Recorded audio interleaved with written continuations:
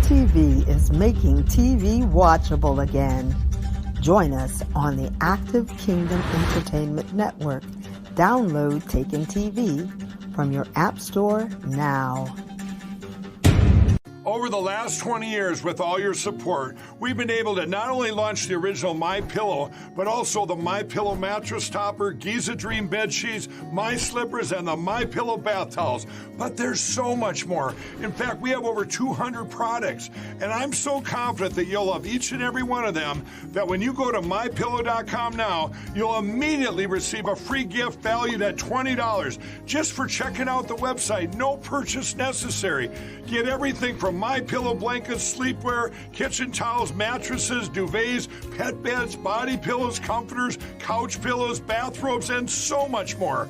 So go to MyPillow.com or call the number on your screen. Use your promo code to get deep discounts on all MyPillow products. And remember, just for checking out MyPillow.com, you'll immediately receive a free gift valued at $20. No purchase necessary. This is a limited time promotion, so go to MyPillow.com now.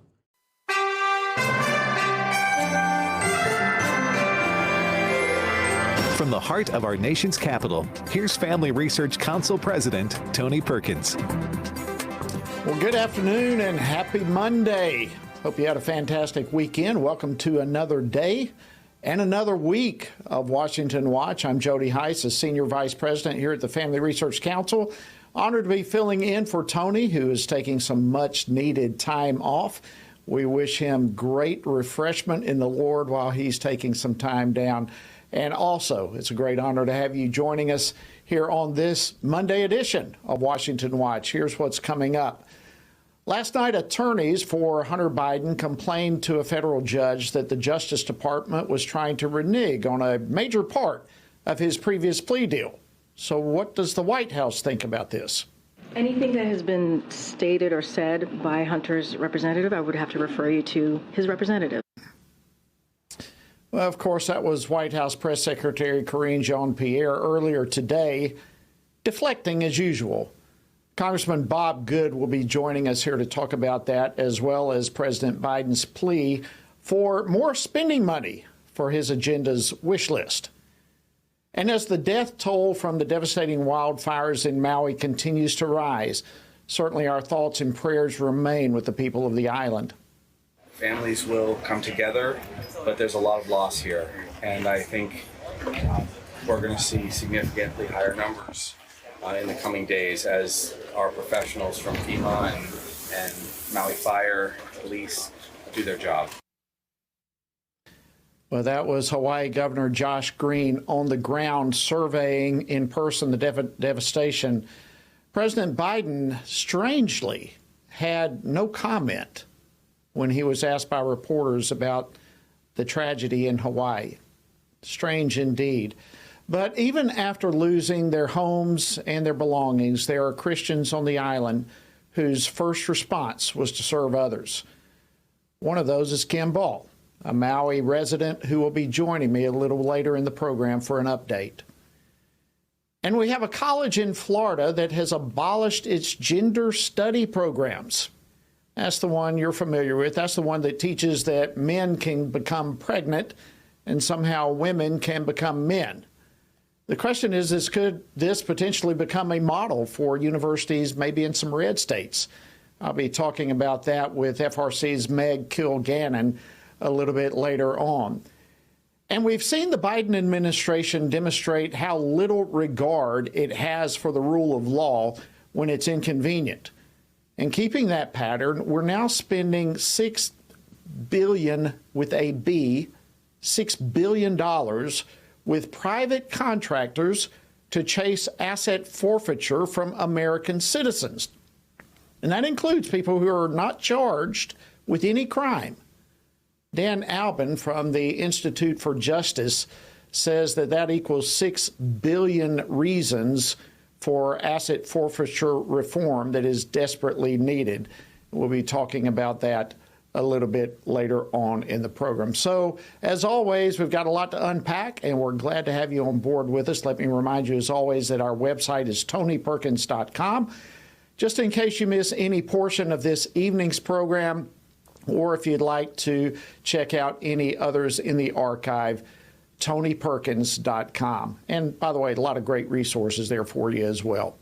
All right, let's jump into this evening's program. Last night, President Biden sent Congress his latest request for even more spending money. The White House is seeking an additional $40 billion from Congress when they return in September. So what's the money for? Well, it includes, among other things, another $24 billion for Ukraine against just $4 billion for the crisis on our southern border and the fentanyl epidemic. And so you've got a lot of conservatives in Congress who are having great skepticism regarding the lack of accounting of money that's going to Ukraine. Well, what can we expect from September's appropriations battle? And trust me, it is going to be a battle. Joining me now to discuss this and more is Congressman Bob Good.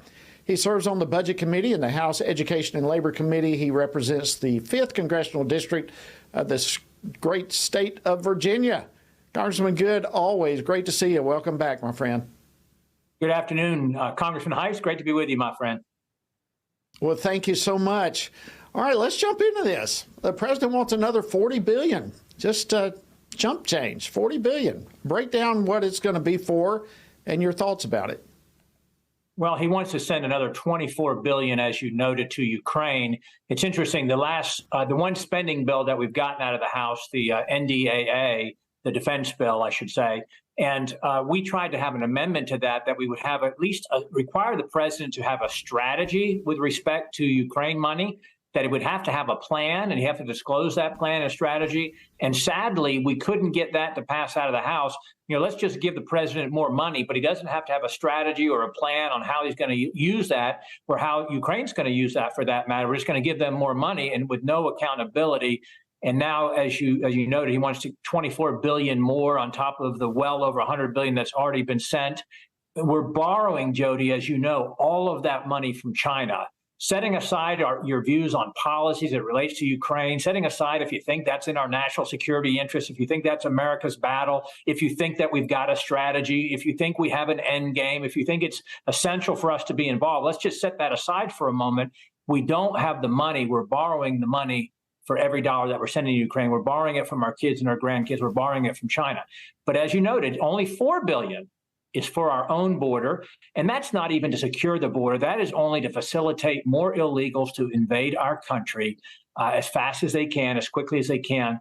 And of course, they're going to try to stick in their disaster relief for what's happening in Hawaii. And while our hearts go out to those in Hawaii, our prayers are with, the 100 that we know of, lives that have been lost, more to come, it seems almost for sure. But we ought to take that money and repurpose it from someplace else in our bloated budget, our reckless spending budget. And that's how we ought to take care of that disaster need. We're taking away some of the funding in our government that we shouldn't be doing. Well, I know you were one of a number who really stood in the way with the debt ceiling battle. How, is this part of that? I mean, the disturbing part of that whole debt ceiling was that it had no ceiling. I mean, it was just just infinity, as much as they want to spend. Is this part of that? How does this square up with the existing so-called debt ceiling? Well, unfortunately, I have to go back to January again, back to the speaker battle. What the speaker battle was about is 20 Republicans saying, we're not going to do what we've always done.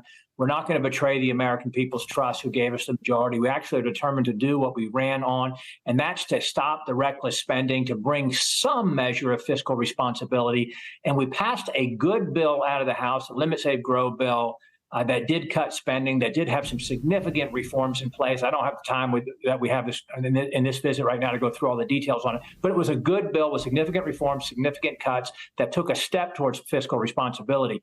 All of that was discarded in the debt ceiling deal. And to your point, Jody, the debt ceiling deal that was arranged between Schumer, Biden, and McCarthy is an unlimited debt ceiling through January 25.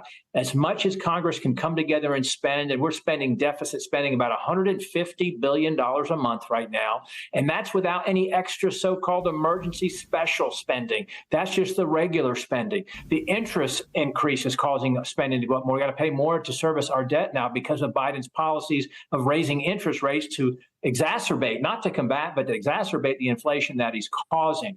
Our fiscal situation is one of the many existential crises that's been created by this administration, and Republicans need to stand strong and united, do something we haven't done, and fighting that in the appropriations process next month when we get back to D.C.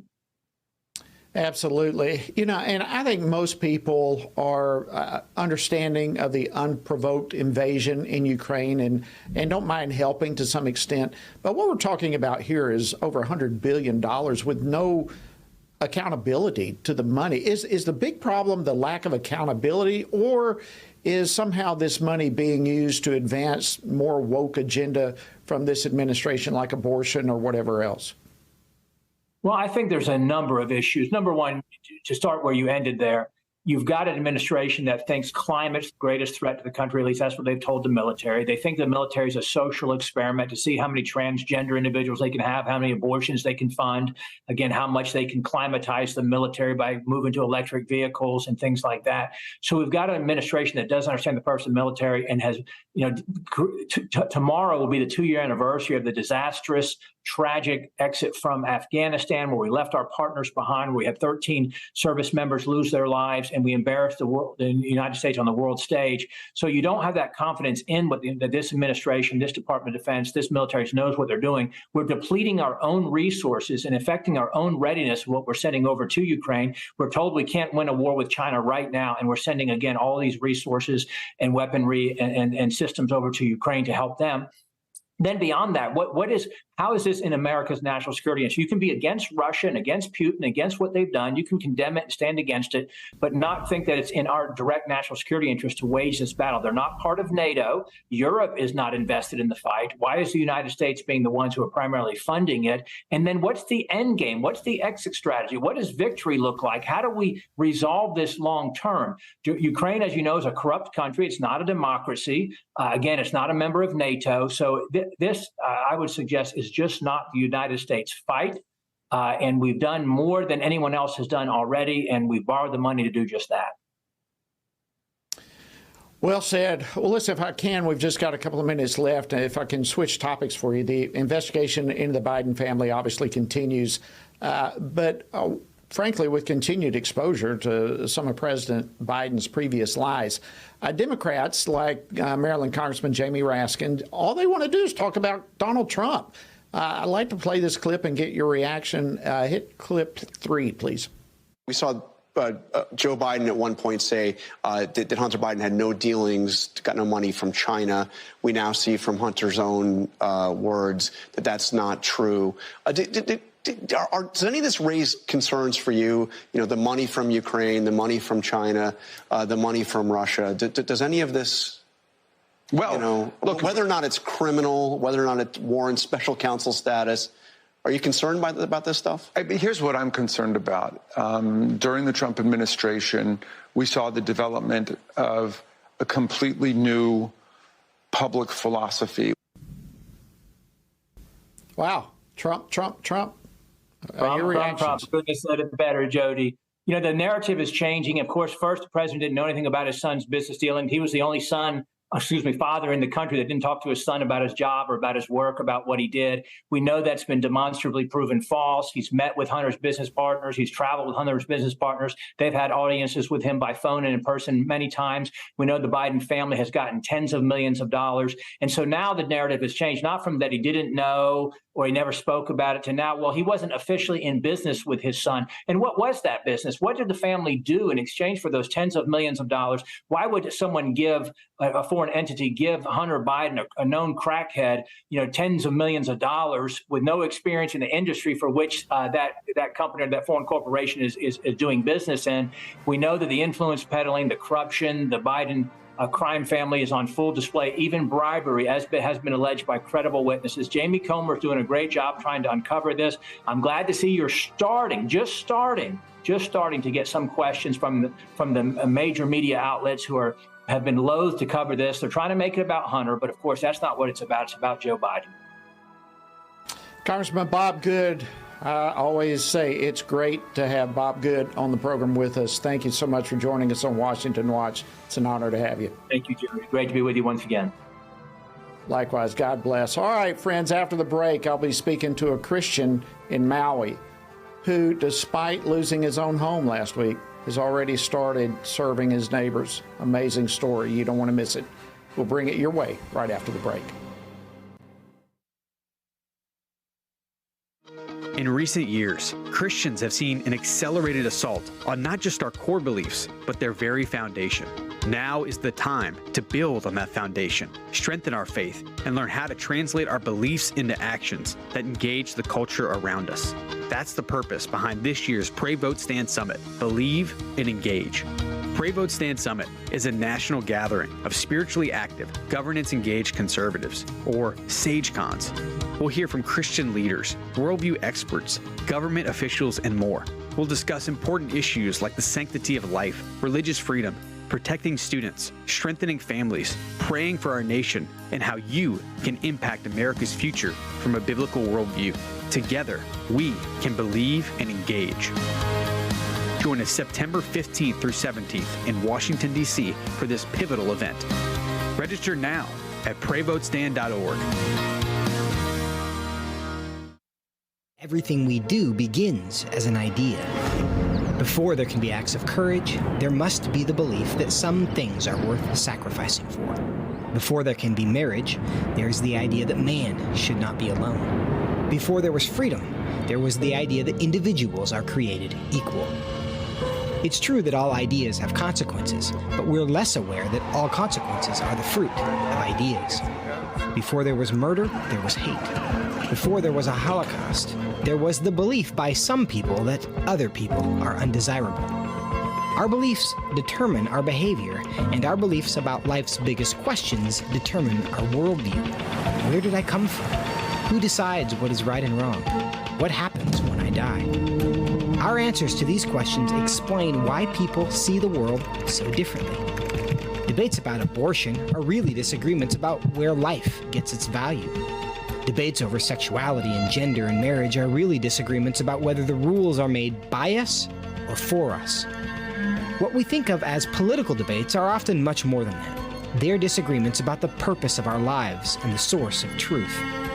As Christians, our goal must be to think biblically about everything. Our goal is to help you see beyond red and blue, left and right, to see the battle of ideas at the root of it all. Our goal is to equip Christians with a biblical worldview and help them advance and defend the faith in their families, communities, and the public square.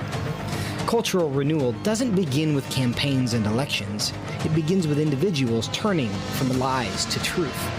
But that won't happen if people can't recognize a lie and don't believe truth exists. We want to help you see the spiritual war behind the political war, the truth claims behind the press release, and the forest from the trees.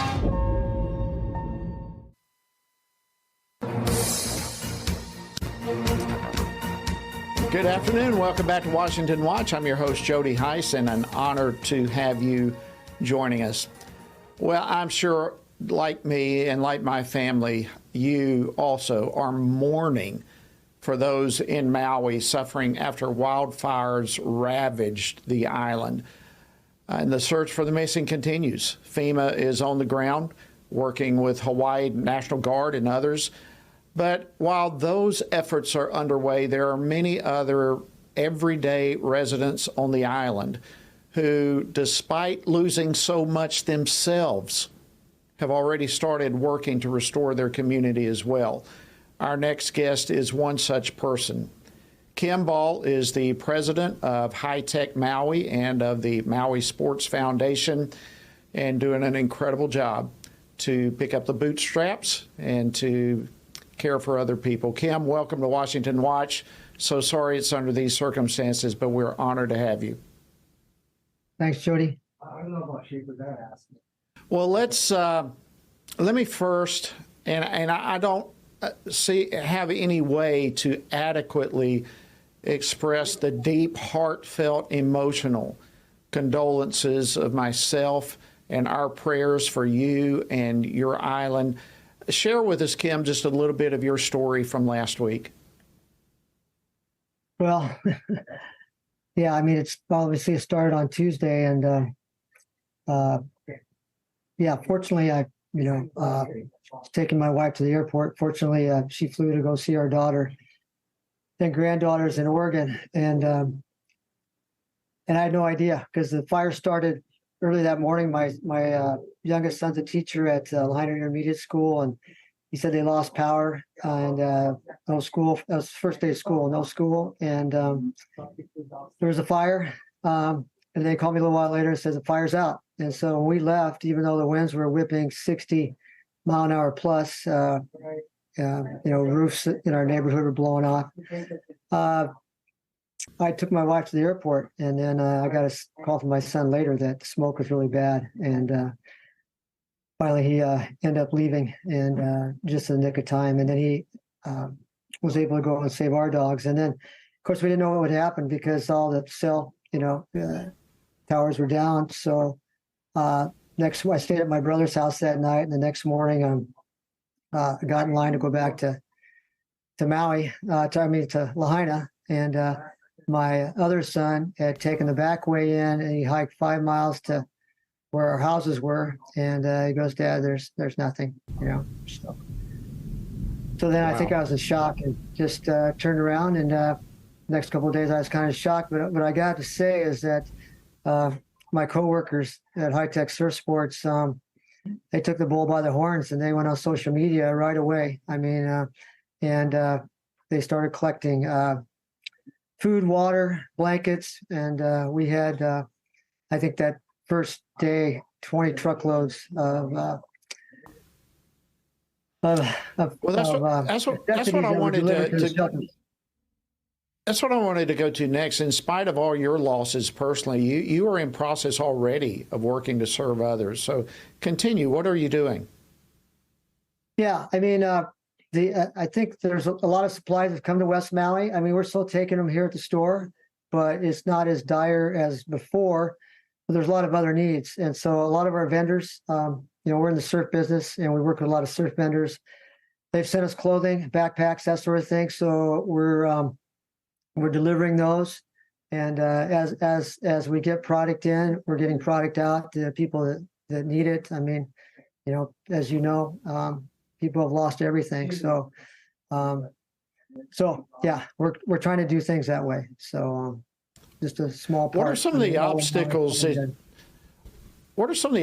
that you're facing? I mean, I understand there's some degree of power coming back. There's some degree of cell coverage coming back. But I mean, with such devastating loss, I mean, people have got to be emotionally numb at what they are experiencing. What are some of the bigger challenges that you and others are facing? Yeah, well, I think power's back to most of the west side. I think Laniapoko still doesn't have power. But I think just because I've worked with kids a lot, I think the kids, the school children. I mean, we lost the elementary school where my boys went to school. We lost the Catholic grade school, 1 through 8th grade, and people are displaced. There's 10, 12, 15 people living in a residence. And so what are those kids going to do? So they're going to go to different schools on Maui. And so we're going to have a whole, I think, dichotomy there where, increased classroom size with teachers. What are the teachers going to do? My son was a teacher, lost his home. Yeah, so it's just a domino effect. One thing affects another. So it's, I think that's probably the saddest thing right now. Yeah. So, when tragedies like this happen, of course, it is numbing. But at the same time, you see people come together, people such as yourself, the Christian community rising up, beginning to serve others, and acts of kindness and encouragement and heroism in that regard spur more of it. What kind of encouragements have you received, and what are you seeing? Just the whole community. I mean, with the road being closed because they before the fires were out, I mean, friends I knew with boats and jet skis, the surf community, they rallied and would bring us supplies when you couldn't get supplies in by boat and jet ski, and just the whole island. I mean, the outpouring has been unreal. The giving, and but that's Hawaiian style. That's Maui. So yeah, there's story after story of people going out of their way to open their homes. I mean, I've had lots of offers to places to stay. So yeah, I can't say enough about that. Kim, in about 30 seconds or so that we have left, how can we be helping and praying for you and others on the island? Well, I just want to say that Maui is not closed. Like it or not, tourism is our lifeline.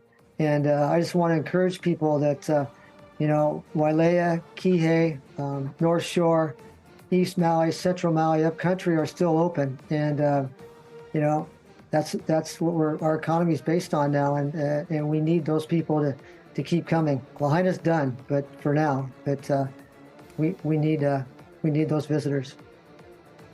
Kim Ball, thank you so much for taking time. I know you've got a lot on your plate. Thank you for taking your time to come on Washington Watch, and thanks for the incredible work of service you are doing to others in need. God bless you. Yeah, thanks, Jordan. All right, friends, you're welcome. Last week, the first public university in the country finally pushed back against gender ideology and the LGBTQ agenda. Meg Kilgannon will join me to discuss it. Stay tuned.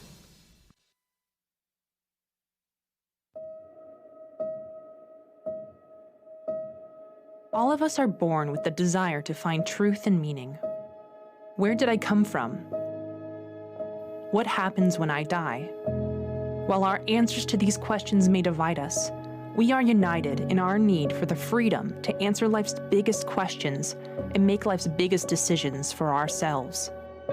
That's why religious freedom matters for everyone. Religious freedom matters because the powerful have long wanted to control those who are less powerful. Religious freedom matters because the freedom of those who are different is often threatened by those who believe different is dangerous.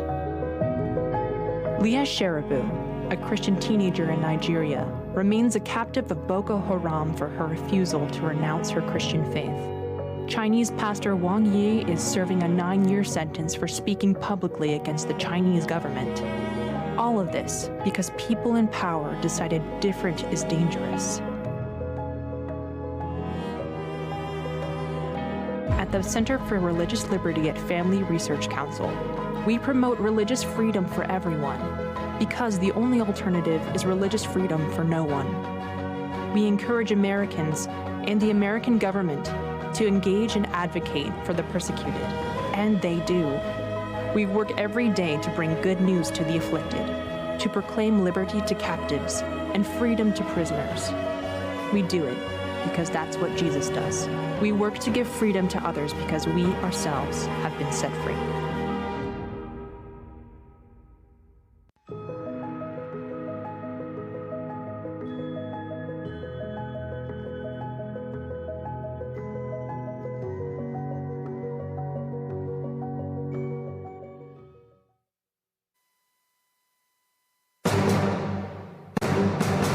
Welcome back to Washington Watch. I'm Jody Heiss, your host. Glad to have you joining us this evening. Well, last Thursday, the New College of Florida voted to scrap its gender studies program, making it the first public university in America to do so. They're pushing back against the left's agenda regarding gender ideology and queer theory and so forth. By the way, back in March, this same university also abolished its DEI programs. And of course, when they did that, they experienced a lot of heated protests from the left. And as you can well guess, the left's reaction to this most recent move has also been quite fierce. Well, joining me now to discuss this and more is Meg Kilgannon, FRC's Senior Fellow for Education Studies, and she served in the U.S. Department of Education during the Trump administration. Meg, as always, great to see you. Thanks for joining us. Thanks for having me, Jody. Well, listen, this is exciting news. This is the first public university in America to make such a news. Just begin to put all this in context for us. How big of a deal is this? I hope it's a very big deal. And it was really fun to do the research for this interview, because I knew that the new college in Florida had been given 6 new people on their board of trustees who were much more conservative than the previous members. And so, as a conservative, I'm used to being disappointed by people that we put in positions of power to get things done, because so rarely does it actually happen. But this is a wonderful example of people who are really committed to using the authority they've been given to achieve a mission on behalf of the taxpayers who are supporting the university. So New College of Florida is a very small university in the Florida public system. It's only 630 students. I would describe it as very much of a boutique experience of a college. You don't get grades there. You're given, after each class, a formal written evaluation of your performance in that class. They have a contract system where if you agree that you're going to pass 3 classes out of 5, and if you do that, that's great. But if you only pass 2 classes out of 5, then you're going to have a problem. I mean, it's an experimental college, right? And so the idea now is right. And so the idea now is that instead of experimenting with liberal and progressive ideas, they're going to experiment with classical education. And I think that's a great idea, because you can get a lot of liberal college anywhere else. That's right. And they may be a small college, but they're carrying a big stick right now. And just the fact that they are pushing back against the gender studies. And I want to be sure that I'm correct. I mean, these gender studies, these are the type of studies that teach that men can get pregnant and that women can somehow become men. Isn't that right? That's what we're talking about. That's right. This is far from collegiate type education as we've known it in the past. Well, sure. I mean, and what the gender studies professors don't like to tell you is that they changed their direction from all of the gender studies programs used to be women's studies programs. But as we say in the gender identity issue, women are erased. And this is the greatest example of it, is that I'm sure this department used to be a women's studies department. And even though they may have a women's studies section within the department, it is a gender studies department now, and it is there to teach students about Marxist queer theory, okay, to destabilize society with the destruction of the nuclear family because of the division between the sexes. I mean, that's what gender studies is for. So I feel like the taxpayers of the state of Florida, and actually any state in the union, are under no obligation to pay for that sort of indoctrination of students. Even adult students who, are there as college students. So I for one, am really glad to see this department canceled. As the parent of college students, this is exactly the kind of thing I don't think is enhancing their education. And there's so many other things to fill your mind with besides this kind of subversive thinking. Let me throw something else past you, and we've just got a couple of minutes left here, but going back to a blue state now, from the red Florida to blue California, Democrats there are advancing a bill that could really target parents who are just wanting to speak out at school board meetings. Can you fill us in what's going on there? Yeah, that one really is amazing. They're going to institute a system of fining parents who cause emotional disturbance to any school employee. And, Jody, do you think they will ever have the school system pay parents a fine of $500 or $1,000 for the distress that the school system causes the parents? That's never, or the children. That's never the way these things go, right? It's always that we have to get on board with their program, which is why, they want to have nobody say anything objecting to any, pointing out any nonsense in California. They don't want to hear it. And in fact, they may even fine you if you do it.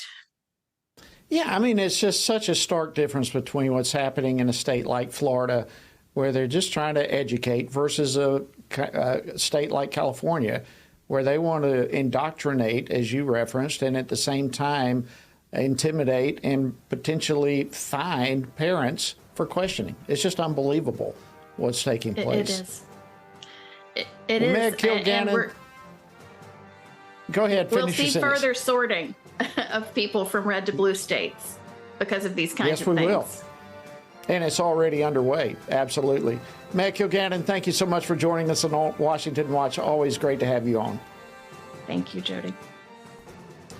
All right, friends. Dan Albin, senior attorney at the Institute for Justice and the co-director of its national initiative to end forfeiture, will be joining me next.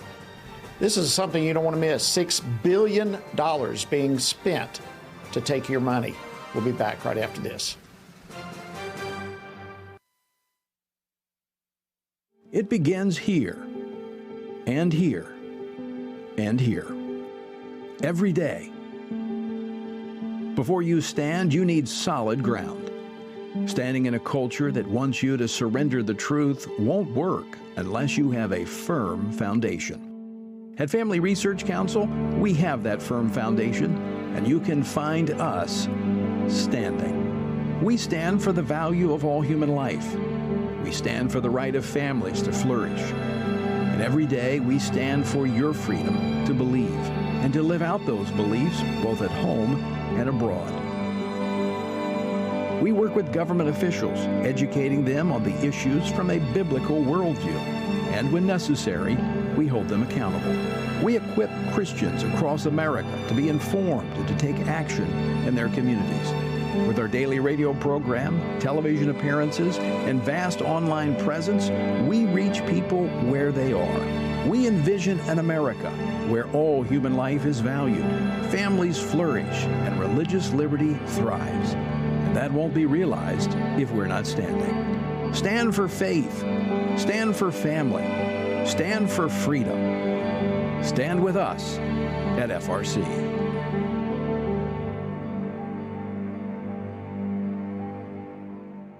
I'm often asked by people, Tony, how do you stay encouraged? How do you deal with all of the stuff in Washington, D.C., the negative policies that are attacking our faith, our family, and our freedoms? Well, you want me to let you in on the secret? It's called the Word of God.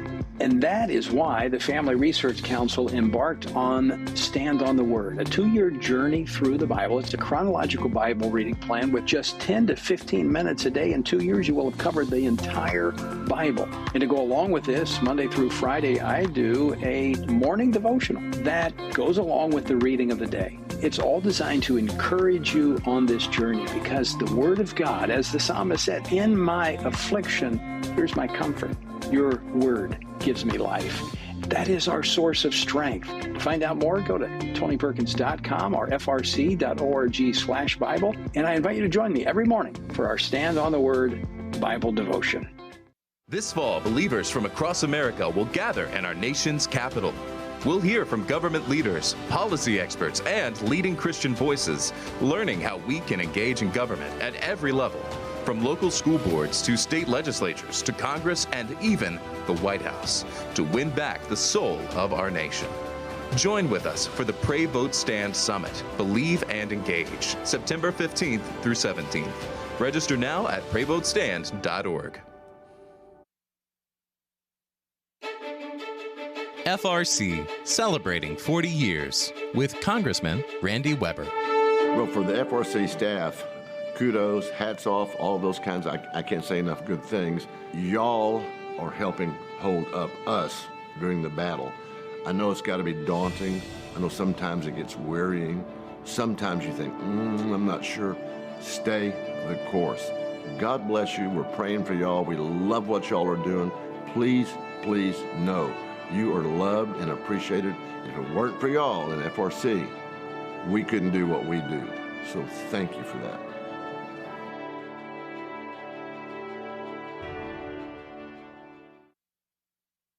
It begins here, and here, and here. Every day. Before you stand, you need solid ground. Standing in a culture that wants you to surrender the truth won't work unless you have a firm foundation. At Family Research Council, we have that firm foundation, and you can find us standing. We stand for the value of all human life. We stand for the right of families to flourish. And every day we stand for your freedom to believe and to live out those beliefs both at home and abroad. We work with government officials, educating them on the issues from a biblical worldview. And when necessary, we hold them accountable. We equip Christians across America to be informed and to take action in their communities. With our daily radio program, television appearances, and vast online presence, we reach people where they are. We envision an America where all human life is valued, families flourish, and religious liberty thrives. And that won't be realized if we're not standing. Stand for faith. Stand for family. Stand for freedom. Stand with us at FRC.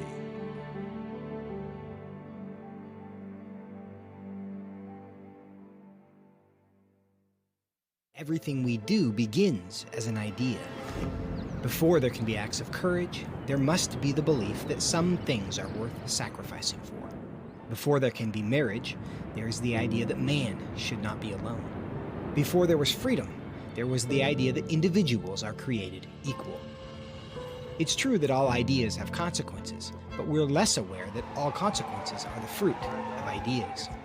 Before there was murder, there was hate.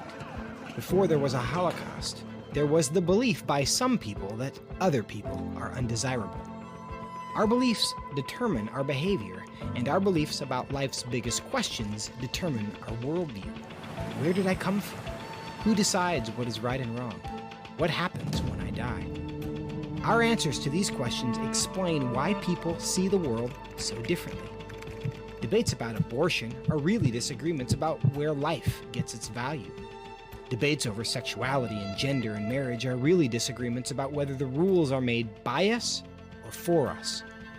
What we think of as political debates are often much more than that. They're disagreements about the purpose of our lives and the source of truth. As Christians, our goal must be to think biblically about everything. Our goal is to help you see beyond red and blue, left and right, to see the battle of ideas at the root of it all. Our goal is to equip Christians with a biblical worldview and help them advance and defend the faith in their families, communities, and the public square. Cultural renewal doesn't begin with campaigns and elections. It begins with individuals turning from lies to truth. But that won't happen if people can't recognize a lie and don't believe truth exists. We want to help you see the spiritual war behind the political war, the truth claims behind the press release, and the forest from the trees.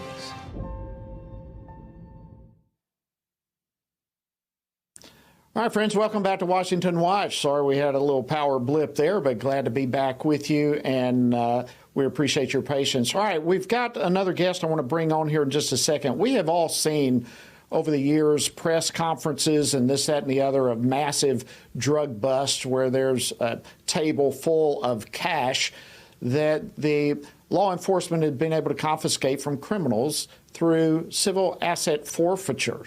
And we expect those kinds of things when criminal behavior is involved, but a disturbing trend has been taking place for years where civil asset forfeiture has been applied to American citizens, where the government has come after them, seized their assets that they have for their business or whatever, in spite of the fact that they have done zero criminal activity. And because this is a civil asset forfeiture, the government is not required to give the money back. What do they think we are? A bunch of ATM machines running around that they can just come and take cash out of our pockets whenever they want to? Well, that's what you would think. Now, it is technically, because of a law a few years back, illegal for our government agencies to participate in that. But now they are doing so by giving $6 billion to private companies to continue the work of civil asset forfeiture against American citizens. So let's just circumvent the law. This is what's going on. Well, joining me now to discuss this is Dan Albin. He's a senior attorney at the Institute for Justice and the co-director of its national initiative to end forfeiture. Dan, thank you so much for joining us this evening on Washington Watch. Thank you for having me. Well, it's our pleasure. All right, I try to give a little overview. What have I missed? Fill in the gaps for me, please. Sure. So civil forfeiture is actually not something that government agencies are prohibited from participating in. They very actively do it. But because it is such a big business, particularly for federal agencies, they hire independent contractors, private contractors, and they just recently issued over $6 billion in contracts to private contractors over the next 5 years.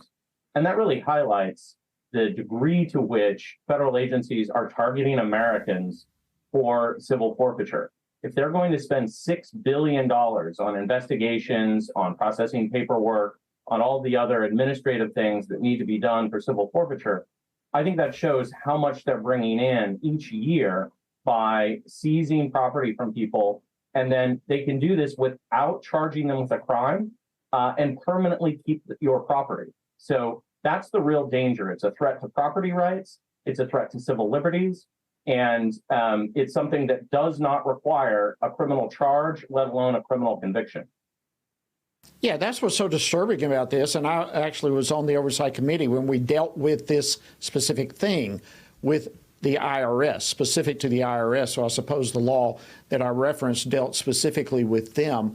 But other agencies, as you refer to, are still allowed to participate in this type of stuff. And it is. I mean, there's $45 billion that has been seized from American citizens just in the between 2019 and 2020 alone.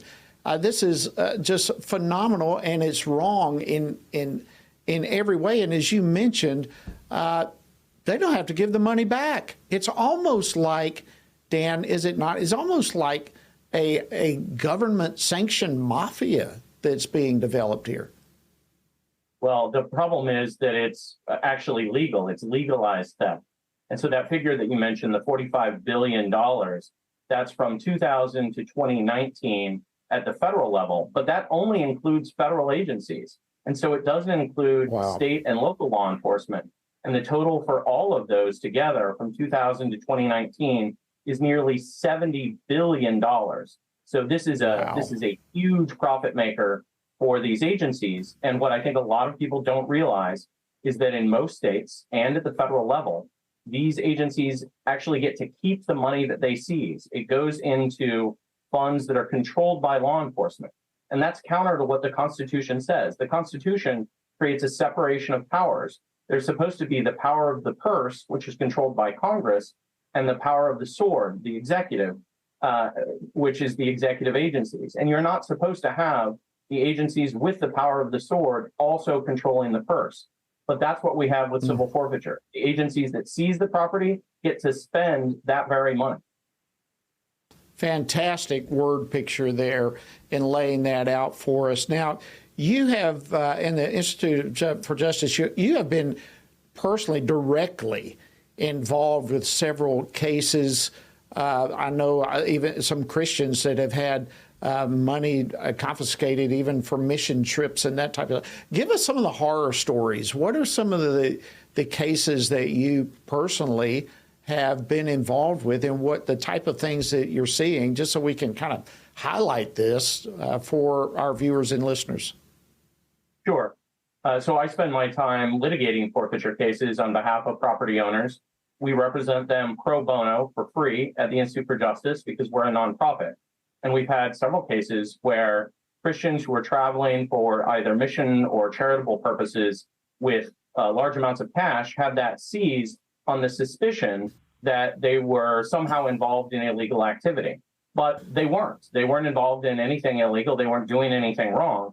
Nonetheless, they got caught up in this forfeiture system. We had one client who was a lady originally from Nigeria. She came to the U.S. over 40 years ago, was living here as a nurse, working here, and wanted to, as her mission, open up a medical clinic in her home village in Nigeria for women and children who did not have access to medical care.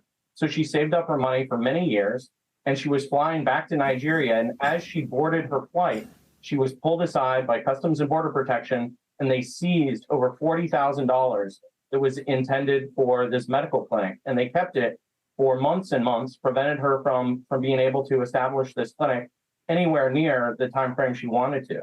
In another case, we represented a Christian rock band that was on a tour of the United States raising money for orphans in Thailand and for a Christian college that was being established in Burma. And they were making this tour of a number of churches across the United States, and they were raising money mostly in cash. And their band manager was stopped in Muskogee, Oklahoma, because he had a broken taillight. And they seized all of the money that the band had raised in over 3 months of touring, over $53,000, simply because he had a broken taillight and he was in a car with $53,000 in cash. And they thought, well, he must be somehow involved in drug dealing. But he wasn't. He didn't smoke. He didn't drink. He was a volunteer for his church who was helping to manage this band on their U.S. charity tour. Now, eventually, because of our representation, we were able to get the money returned for both the band and for Antonia, the lady who was going to Nigeria to start the medical clinic. But most people aren't so fortunate. And if missionaries, orphans, and refugees can be victimized by civil forfeiture, anyone can be victimized by civil forfeiture. That's why it's such a danger. Absolutely. And, I think most people understand it when there's criminal activity. All right? And that's the intent of this. If a person has gotten a lot of money by selling drugs or whatever, that's one thing. I'm curious, the figures that you referenced a while ago with $70 billion, does that include the criminal forfeiture as well as non-criminals? Is it all kind of lumped together? How do those figures, do you know the discrepancy in the figures?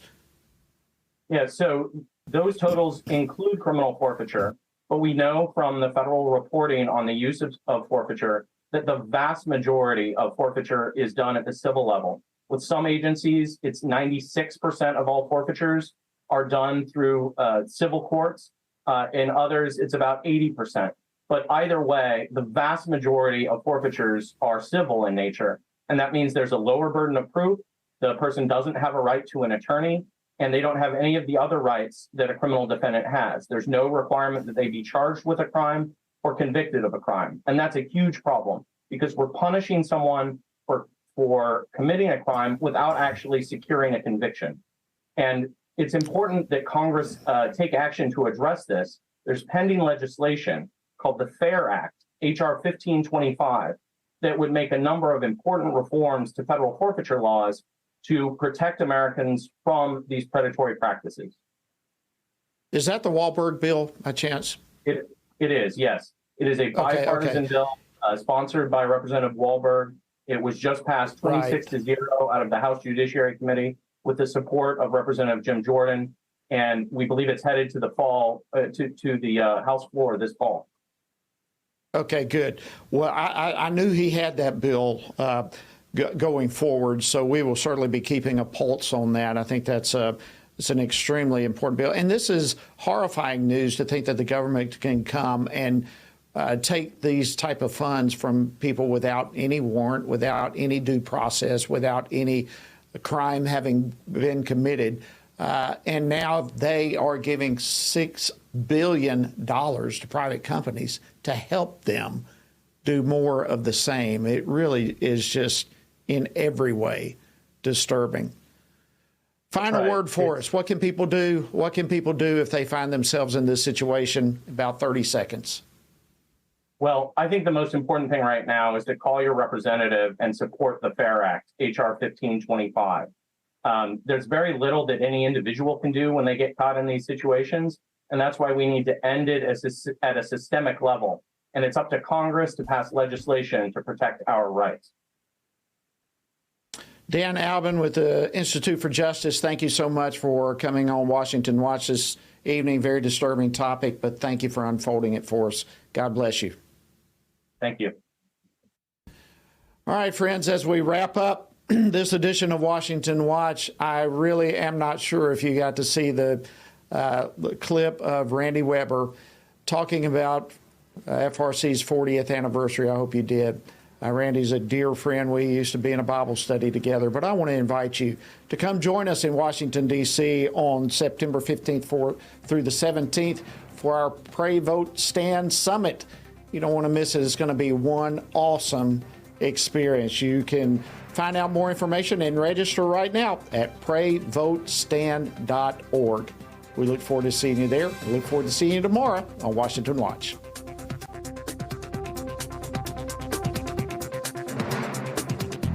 Washington Watch with Tony Perkins is brought to you by Family Research Council and is entirely listener-supported. Portions of the show discussing candidates are brought to you by Family Research Council Action. For more information on anything you've heard today, or to find out how you can partner with us in our ongoing efforts to promote faith, family, and freedom, visit TonyPerkins.com. Also, to leave a comment about Washington Watch, call our watch line at 1-866-372-7234. That's 1-866-372-7234. Hi, I'm Joe Sweeney. I founded the Acervo Project in response to the growing epidemic of human trafficking and child exploitation. Classifying this as an epidemic is an understatement. Our investigation teams and cyber analysts are tracking child predators every day. We're making a difference, but we need your help. The average age of a trafficked child is just 14 years old. Will you join the Acervo Project team? Donate $14 a month to protect the next at-risk 14-year-old. Pledge your $14 a month at theacervoproject.org. That's ASSERVO.org. Taken TV is making TV watchable again. Join us on the Active Kingdom Entertainment Network. Download Taken TV from your App Store now.